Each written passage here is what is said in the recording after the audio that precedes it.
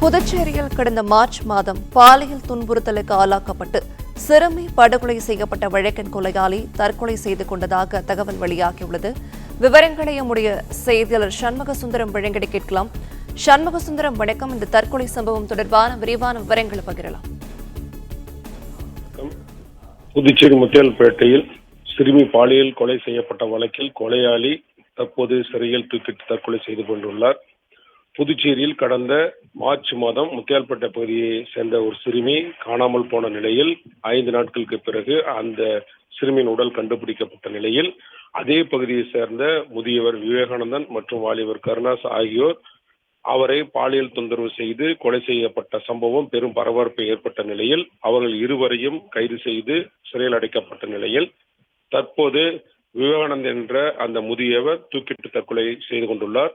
ஏற்கனவே அவர் கைது செய்யப்பட்ட நிலையில் சில நாட்களே தற்கொலைக்கு அவர் முயற்சித்த நிலையில் அவரை பாதுகாப்பாக வைக்கப்பட்டிருந்த நிலையில் தற்போது அந்த விவேகானந்தன் என்பவர் அங்கு சிறைச்சாலையில் உள்ள கழிவறையில் தனது துண்டால் தூக்கிட்டு தற்கொலை செய்து கொண்டதாக கூறப்படுகிறது. இதனை கண்ட சிறை அதிகாரிகள் அவரை உடலை மீட்டு தற்போது தனியார் மருத்துவமனைக்கு அனுப்பி வைத்து விசாரணை மேற்கொண்டு வருகின்றனர். புதுச்சேரியில் மார்ச் மாதம் நடைபெற்ற இந்த சம்பவம் பெரும் பரபரப்பு ஏற்பட்ட நிலையில் பல்வேறு போராட்டங்கள் வெடித்த நிலையில் அவர்கள் இருவரும் கைது செய்யப்பட்டு சிறையில் அடைக்கப்பட்டனர்.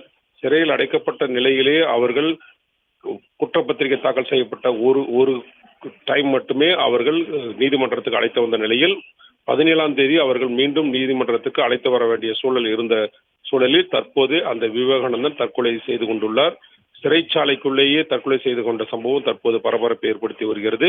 தற்போது சிறைத்துறை அதிகாரிகள் அந்த உடலை கொண்டு தனியார் மருத்துவமனை கொண்டு சென்றனர். மேலும் அரசு மருத்துவமனை கொண்டு வந்து பிரேத பரிசோதனை செய்ய திட்டமிடப்பட்டுள்ளனர். அந்த சிறுமி கொலை செய்யப்பட்ட சம்பவத்தில் 2 கைது செய்யப்பட்ட நிலையில் தற்போது ஒருவர் தூக்கிட்டு தற்கொலை செய்து கொண்ட சம்பவம் பெரும் பரபரப்பை ஏற்படுத்தியுள்ளது.